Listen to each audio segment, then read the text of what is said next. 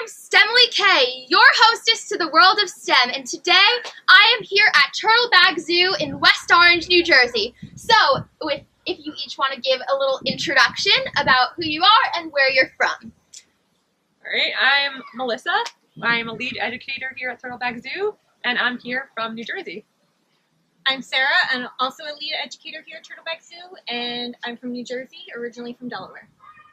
And I'm Zoe, and I'm also an educator here, and I'm from New Jersey. What are each of your educational backgrounds? So I have a bachelor's in science in environmental science with a concentration in biodiversity and conservation, and then I have a master's in ecology and evolution. I have a bachelor's in science in zoo science, which is essentially a zookeeping degree, and I have a master's in museum education, master's of the arts, and also some additional training in environmental institution management. And I'm still in school, earning my bachelor's in economics and minoring into foreign languages. Could you describe what it's like a typical day in your job? So our job is kind of different every day.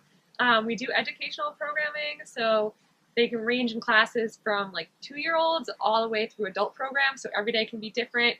We also sometimes help out with the care of our education animal collection. So some days we're helping out more with animal care. Some days we're doing lots of programming all day. Some days we're building curriculums for new programs we have. We plan all different programs, again, for adults and young kids. We also have to do some administration work as well, just contacting schools, responding to emails. We do outreach programs as well. We actually have a zoo vehicle that we will load up the animals in, load up our supplies in, and we'll drive to a school, community center, what have you, and do programming there as well.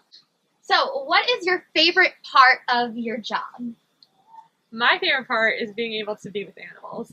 So that's the best for me. Also my favorite part. My favorite part is seeing children and their reactions to the cool things that we show them. It's really great to see them showing a lot of interest and being really happy to be here. For you guys, do you guys have a favorite animal here? Such a hard question to answer because we really like them all and there's different things about all of them. We do have our own education animal collection, so within those animals it's still really hard, but we have an armadillo and a screech owl, and they're both awesome. Those were also my two favorites, Yeah. so we'll just each take one. Okay, I'll take the screech owl. All right, and then I'll take the armadillo. Moving on, shifting our focus to girls in STEM, why do you think girls should pursue your occupation? I think girls should go for whatever field they want to, whether it's STEM, whether it's the arts, whether it's something completely different. Do what you want to do, and don't let anybody tell you that you can't do it just because you're a girl. That's just darn silly. Yeah, one of the things here at the zoo, especially for zookeepers, is they want people to be able to lift 50 pounds. We as girls, we can lift 50 pounds. We can do it. Exactly. We don't need a guy to do this job. What discrimination, if any, have any of you guys faced as a woman in STEM fields? It's mostly microaggressions where they're not outright being discriminatory. However, I have had some outright discrimination for my being a woman in the field, ironically mostly from women. Especially, there seems to be a big problem with women, especially for me at least, saying that I'm probably not good enough to do something, I'm too young, I'm a woman who probably doesn't know as much as this man in the next room, even though I have a degree higher than him, and so that's been an uphill battle to fight. What advice do you guys have for girls that want to go into STEM fields?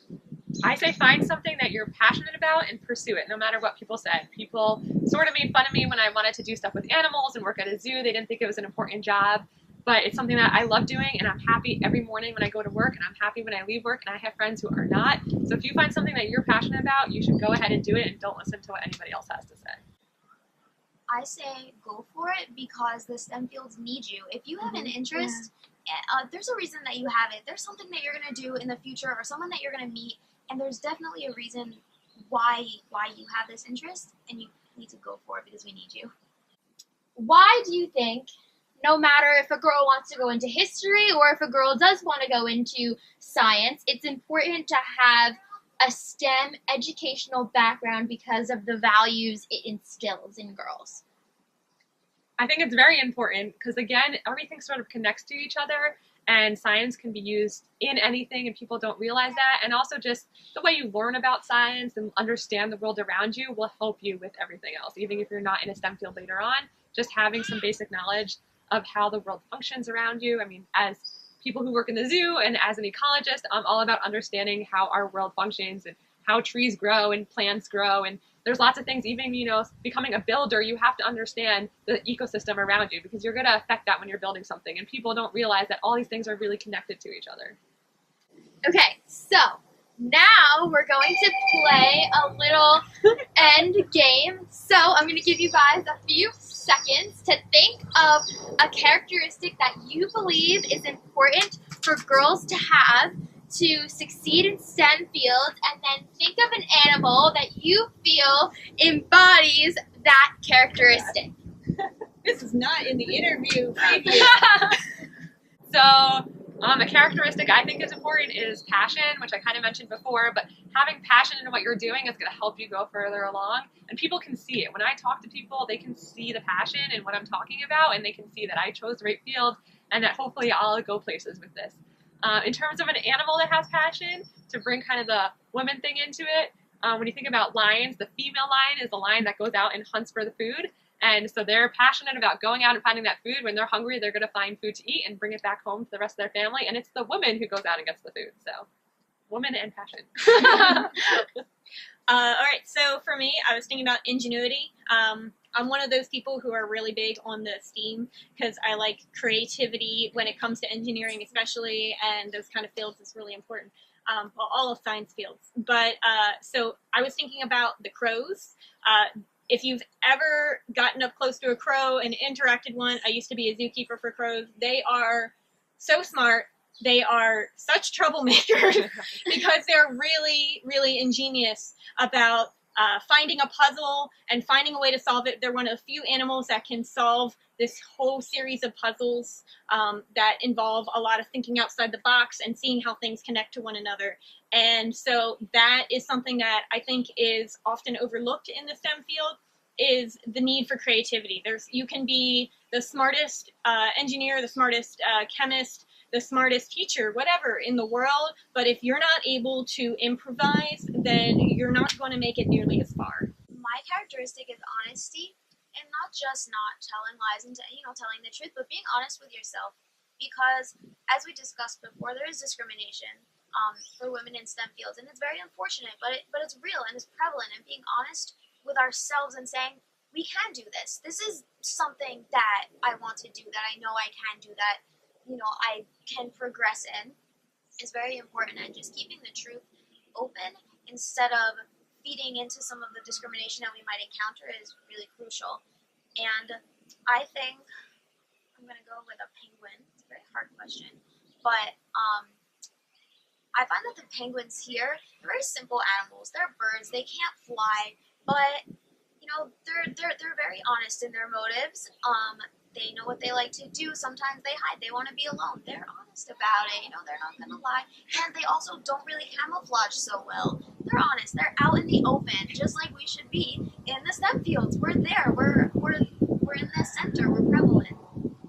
Well, I want to thank the girls so much today for giving up their time to speak about girls in STEM. And again, I am STEMilyK, your hostess to the world of STEM. So the guys that are coming up, those are two of the babies.